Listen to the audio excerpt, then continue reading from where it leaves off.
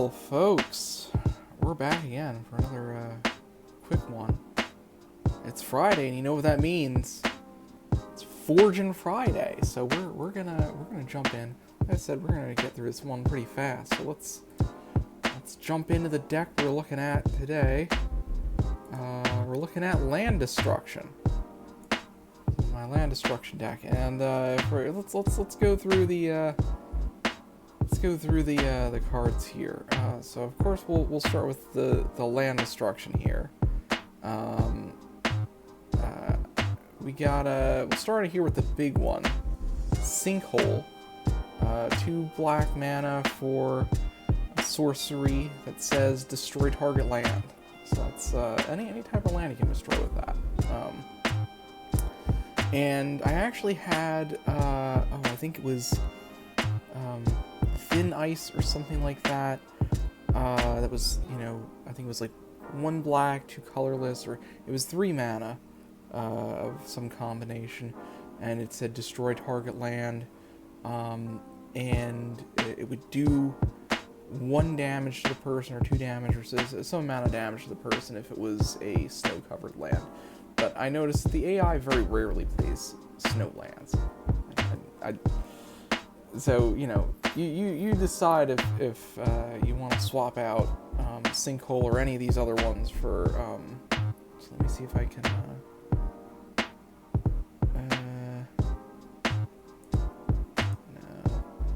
yeah, I don't know how to pop over to the sideboard. If you want to swap out these for, I think it's Thin Ice or something like that. But moving on, so Sinkhole, like I said, I noticed that this was only 2 mana, and you can destroy any land with it, so this is actually better than the other ones that are, generally the other ones are all 3 mana. So let's see, we'll go into the next one, Rancid Earth here. This is destroy target land. If you have 7 or more cards, if you have threshold, which is 7 or more cards in your graveyard, it deals 1 damage to each creature and each player. Which could be good or bad. I mean, we do have at least one, this Blood Artist here, 1 creature that is only 1 toughness, so you could inadvertently, and I've done it a few times now, kill my own Blood Artist with Rancid Earth. But otherwise, if you're playing against a token deck and they just have a bunch of 1/1s out there, Rancid Earth can actually clear their field if you have 7 cards in your graveyard. Next one, Choking Sands. Choking Sands is 1 and 2 black for a sorcery that says destroy target non-swamp land. If that land is non-basic, Choking Sands deals 2 damage to that land's controller. And this is where you have some options. You can play Choking Sands, or you can play that, like I said, I think it's Thin Ice or something like that, or, oh no, it's Icequake, that's the name of it, I'm misnaming it this entire time. You could swap out Choking Sands for Icequake, depending on, if you're facing basically a mirror match, and you have somebody playing a bunch of swamps, and I should see we play a bunch of swamps in this. This card is basically a dead card. You can't even, it does nothing. If you find that you're playing against a lot of swamps,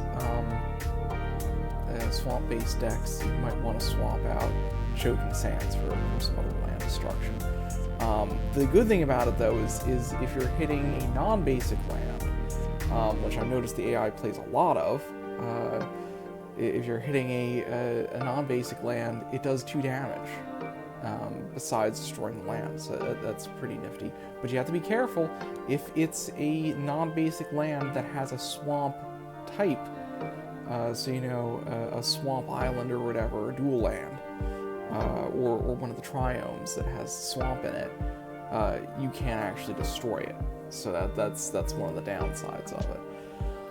And finally, our final land destruction is Encroaching Wastes, which is itself a land, and it says and you can tap it for 1 colorless, or you can pay for and tap it to destroy target non-basic land. So in a way, kind of similar to Choking Sands here, you can destroy a non-basic land, but if you're playing against an AI that is a monocolor deck and they're running all of one type of land, Choking Sand, Encroaching Wastes is just, 1 colorless. So it's still functional, even in that circumstance. Okay, so what else do we have? Card advantage. So we have a lot of card advantage in here. We have Wrench Mine. I think we're only running 2 of those. No, we're running 3 of those, sorry. We're running 3 Wrench Mines, and it's 2 black mana for a sorcery. It says target player discards 2 cards unless he or she discards an artifact card. So that's, you hit your opponent with it, and they discard either 1 artifact or they discard 2 cards, hopefully.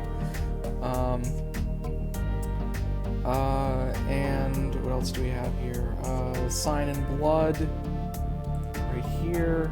That's 2 black. Sorcery says target player draws 2 cards and loses 2 life. Kind of multi-purpose there. If you want card advantage, and you'll see we have a lot of ways to gain life in this deck. So your life is kind of cheap to spend. You can hit yourself with it, draw 2 cards, spend 2 life, and you get some card advantage off of it. Or if you're closing out the game basically, and you've whittled down your opponent pretty significantly, you can hit them with this to just do 2 damage immediately, and maybe kill them. Other card advantage, Barren Moor here. It's tap land comes in, taps for 1 black, or you can cycle it for 1 black and draw a card off of it. So there you go, that's our card advantage.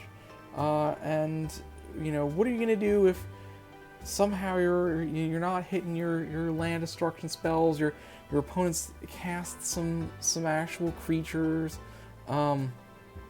We run a ton of Death Touchers. So we have Gifted Aetherborn, which is 2 black, which is a 2/3, has Death Touch and Lifelink. Vampire Nighthawk, which is 2 black, 1 colorless, flying Death Touch Lifelink, or 2 and 3, has 2 and 3. We also have, I should mention, speaking of our card advantage here, Thorn of the Black Rose here, another Death Toucher, 1/3. It's 3 and 1 black for a 1/3 Death Touch that has when Thorn of the Black Rose enters the battlefield, you become the Monarch. In case you don't know how Monarch works, once you get Monarch, you draw an extra card at the end of your turn, and but if your opponent damages you, they get Monarch. They become the Monarch, you lose it. So that you can always get it back by doing some combat damage to them. I believe it's only combat damage. You'll see we have other ways of doing damage that aren't combat, but yeah, I believe you have to do combat damage to get Monarch back. So that's our other Death Toucher. And the way that you get the way that we really maximize these Death Touchers is we run 4 Viridian Longbows, and these are 1 mana for a artifact equipment. It has it gives the creature tap. This creature deals 1 damage to any target, and it has equipped 3 mana to attach it to your creature. So I actually originally ran, I think it was Pathway Arrows in this, which I believe was 2 and maybe 1 to equip or something like that. But instead of equipped creature has tap, this creature deals 1 damage to any creature, it had to any target.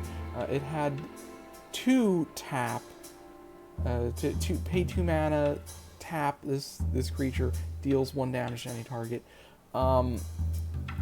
And I was finding that, you know, if you have a lot of if you want to keep hitting, you know, if you want to have one death toucher with a Viridian Longbow on it, and you want to keep tapping that creature turn after turn, then this is way more efficient, because I found that I would, you know, I'd put the Pathway Arrow on a creature, spend, you know, 3 mana to do all that, and then I'd have to spend 2 next turn, and then 2 the turn after that, 2 the turn, you know, you keep spending 2 mana. It puts you in a bad place if you don't have enough mana to, say, cast a Rancid Earth or something else, you know, because you need 5 mana to both tap your creature and Rancid Earth. But with Viridian Longbow, you can pay it attached to a creature. As long as that creature is alive, you can keep tapping it turn after turn to do that 1 damage. Now, why is that?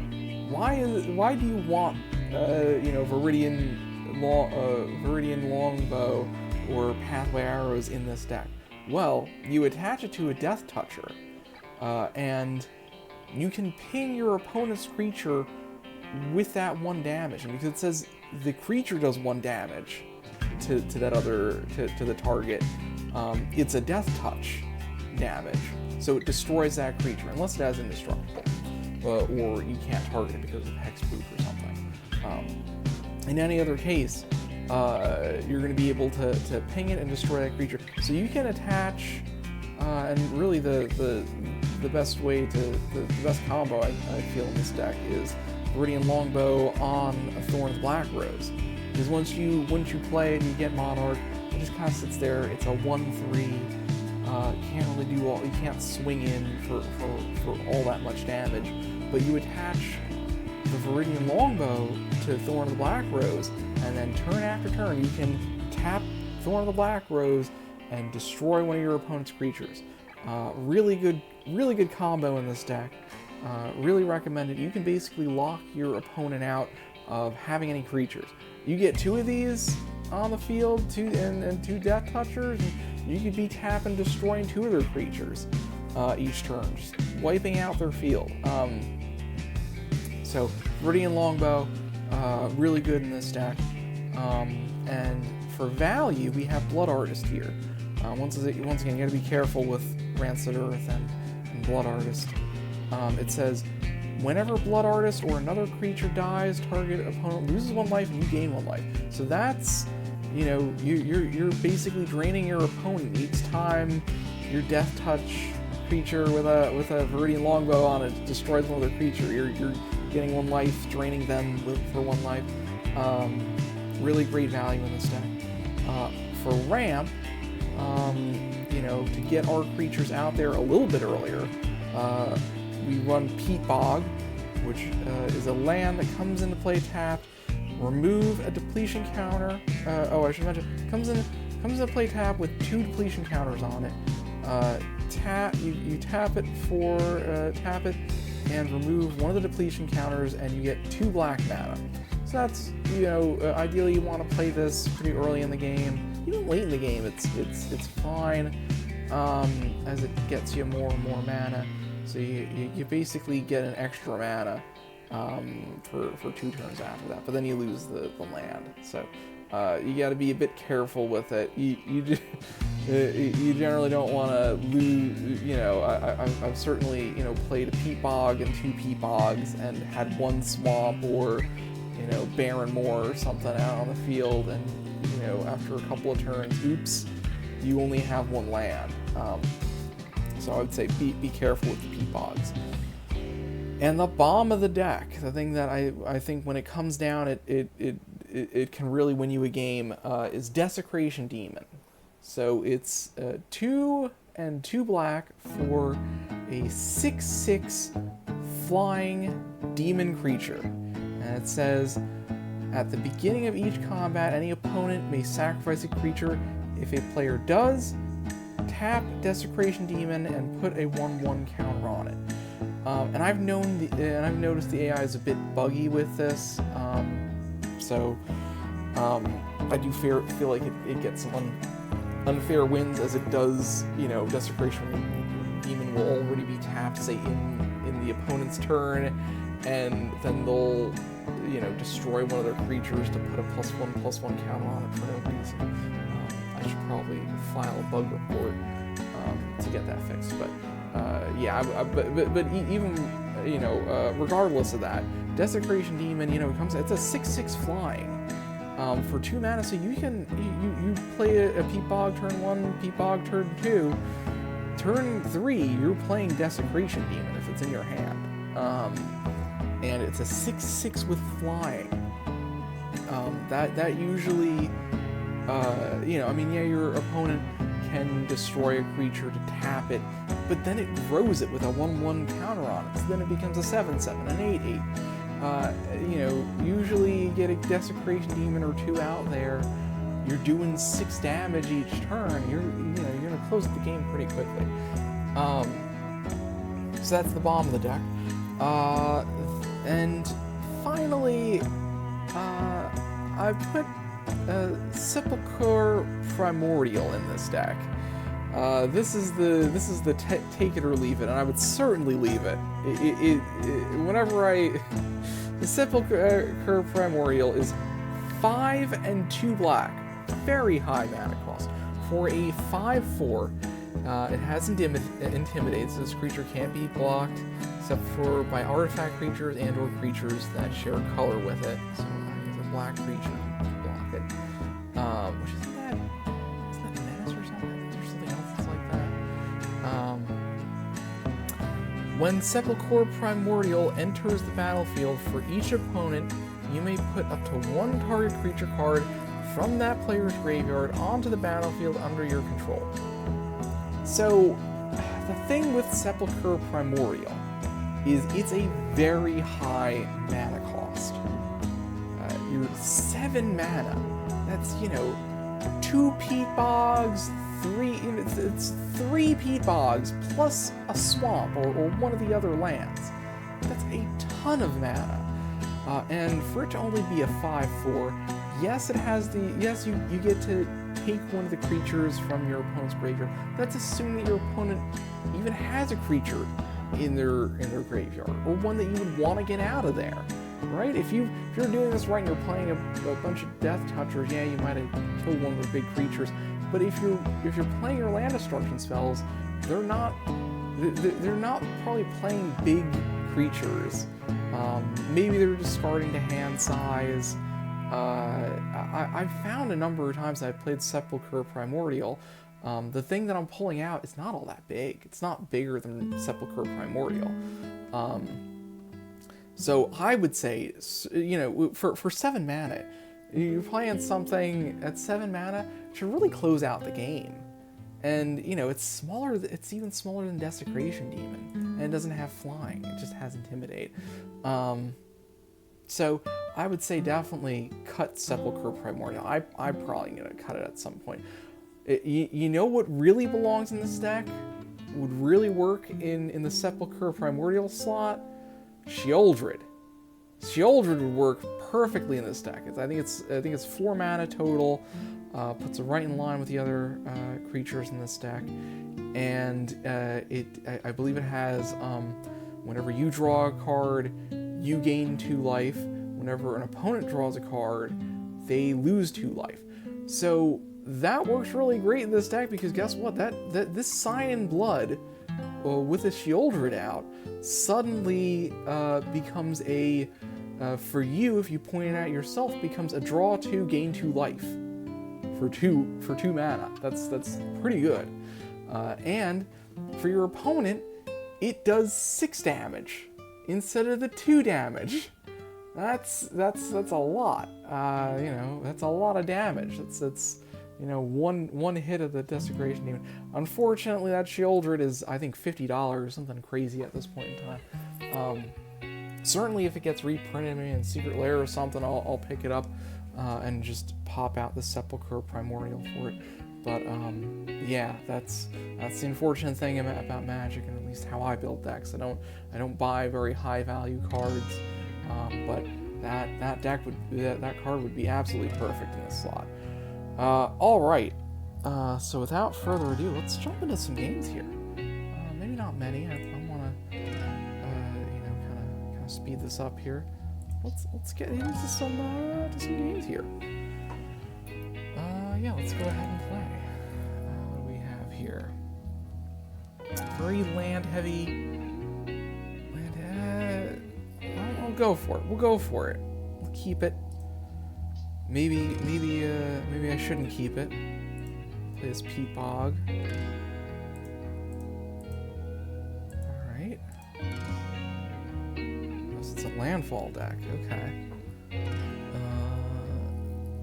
Play a swamp. Let's play this Viridian Longbow. And let's sign the wood ourselves. If we draw something that isn't land. Another Longbow. Oh boy. Maybe we should not have kept this hand. Oh boy, we're just flooding out here. A ton of swamps. We could play this. Let's play this Blood Artist. Okay. Oh, yeah. Not great. Oh, and another Longbow. Yeah, this is some bad luck here. I mean, we'll kill this guy with it.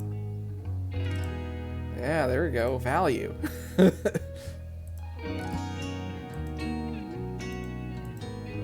Alright. Oh, another swamp. Yeah, this is not going well.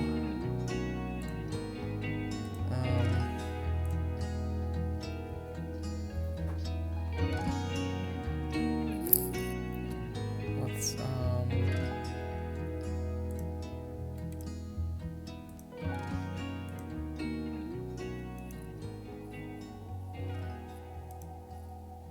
okay.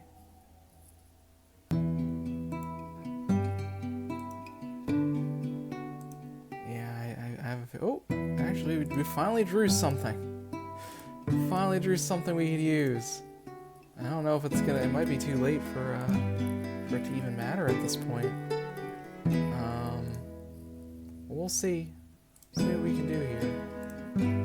Certainly don't want to swing their Blood Artist. We might do this though, or actually dissuade one of them from attacking. Dissuade one of them from attacking.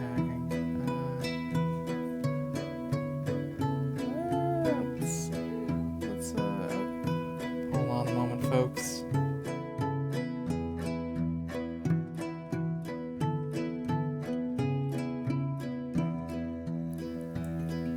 Let's see. We'll do 1 damage. I don't think that hitting one of its creatures next turn would really dissuade anything. Oh, we can pump it. Oh, we can pump it very... Oh. As far as we do it. We do it. Let's take the damage. He should have pumped his, he should have pumped this guy. He probably could have killed me. Oh. Another creature. Oh, no. Okay. This is... We basically flooded out this game. We're going to be able to, what is this? 1, 2, it's 5. It's 5. I mean, we can try to kill him. Oh, that's right, we have also sacrifice and drain.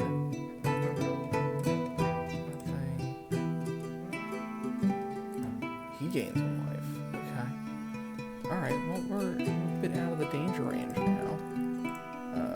We've already played our land. Okay. Forest.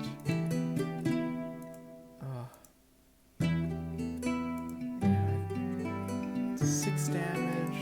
Oh, I mean, that hurts.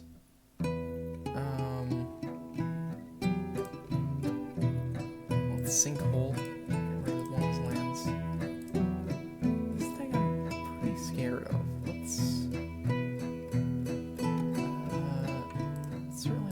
this thing.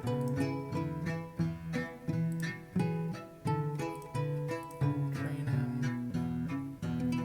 And let's see. This would be 7. If I leave these unblocked. But this guy can really pump himself pretty far a dog. Pump himself a lot. So 7 would definitely kill us. Maybe I leave this guy up and then wait till next turn. Let's see what he's planning on doing. We're gonna swing with everything. Everything.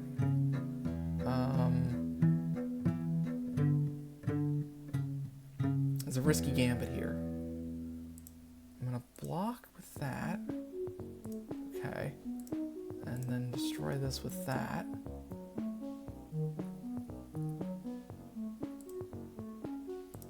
Drain.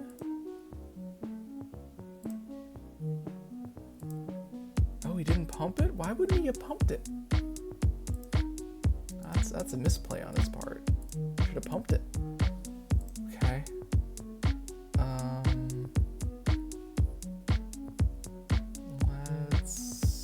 gotta kill this thing.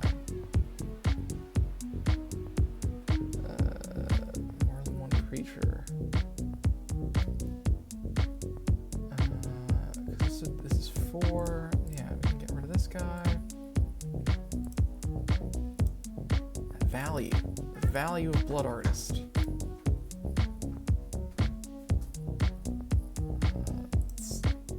guess we already played a land. Oh yes, we're slowly crawling back here.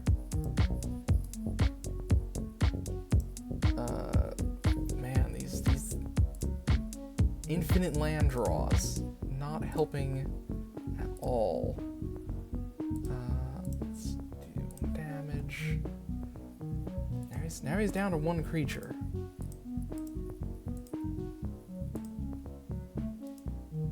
What's this doing? Okay.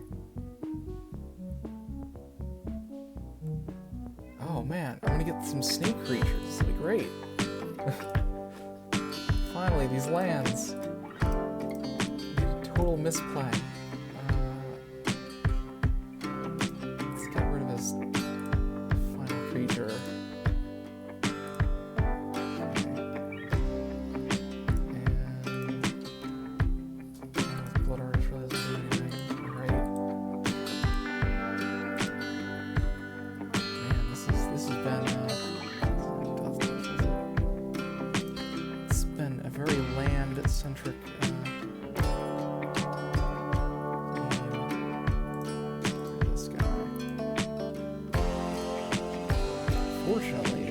I need to constantly be one death touch route. I don't know how this is possible. I feel like I've drawn every land I know. Oh, finally a Desecration Demon.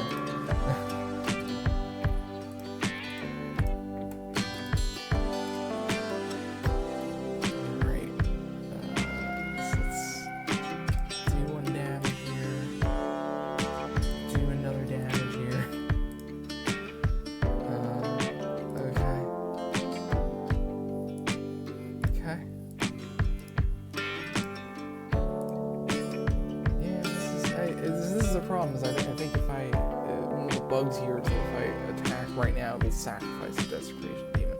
So I'll be fair and I'll tap this guy to get rid of it. I guess I do need to do that just to finish off the game here. Oh my goodness, folks.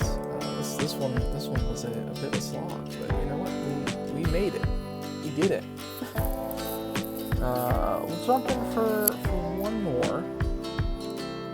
And hopefully this one will be a lot faster. We have 2 lands. This might be the opposite of that last game.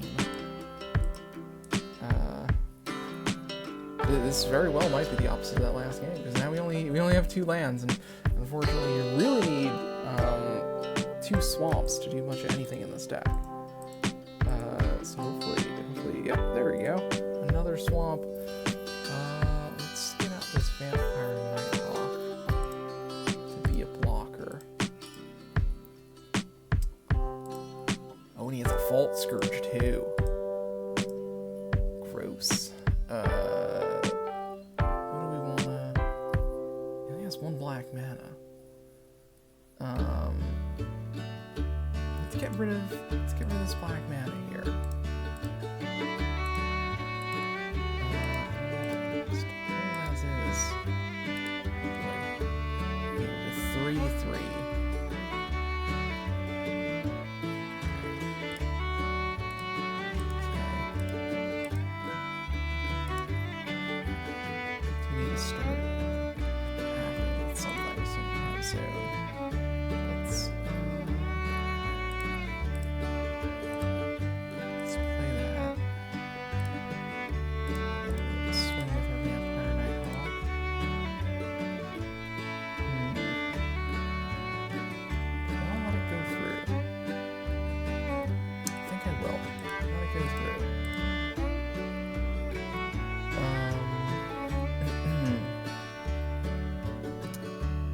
Desecration Demon. It's just waiting. Let's get rid of some of your cards. Card advantage always good. Some Gifted Aetherborn.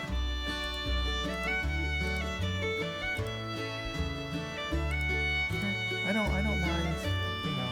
This is a lifelinker. I'm gaining 2, he's losing 2. So if he just hits me for 3, I feel like I'm gonna win here at some point. Ooh, read it. There we go. Some life gain, play a Desecration Demon, and generally once Desecration Demon is down. And here's the thing, because these are Death Touchers, I feel like this is a bug in the, well, not really a bug, but it's a decision in the way that the AI works in this game, in this rules engine. It doesn't, you know, because they're Death Touchers, it doesn't want to sacrifice any of its creatures, but it should really, you know, use the Vault Scourge and the Ooze to take out maybe the Nighthawk, or maybe sacrifice some of its creatures to get rid of some of these Death Touch lifelinkers, because it's just gonna, they're gonna win me the game eventually.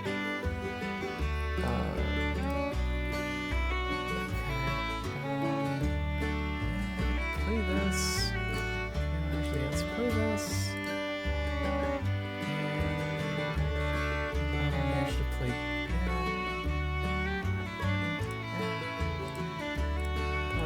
Another Desecration Demon.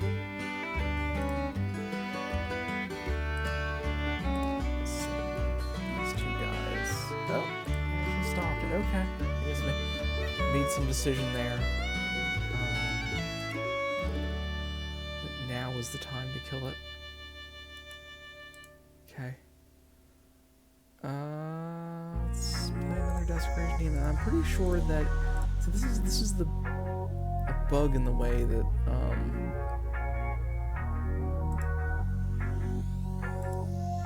see, I think here it might sacrifice.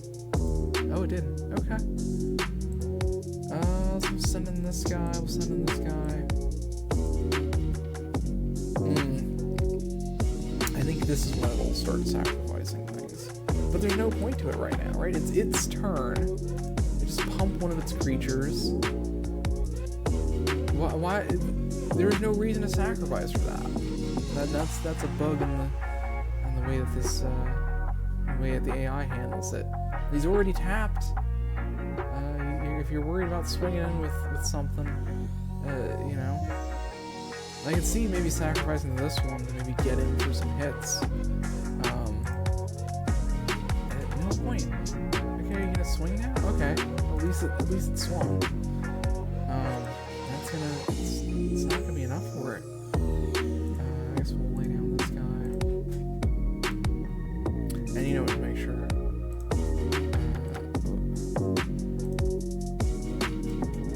Let's attach this to here. And then we'll get rid of this guy. So we can't even sacrifice to block either of our Desecration Demons. Alright. So I think that's where we'll call it, folks. that was a look at the land destruction deck. Called Panza, mono black Panza. Yeah, I would say, you know, I wouldn't really play this again. Well, I mean, if you're gonna play this against actual people, friends of yours, maybe tell them that you're playing a land destruction deck. It's kind of, I imagine it's a pretty annoying deck to play against. You're losing your lands, and I don't think you saw a lot of land destruction, unfortunately. But yeah, you know, if you lose all your land, you lose all your creatures. You're not really playing Magic. You're just sitting there getting defeated constantly. So yeah, I would maybe give people a warning ahead of time. But yeah, so thanks for joining me for another Forging Friday. And I guess I'll see you folks later.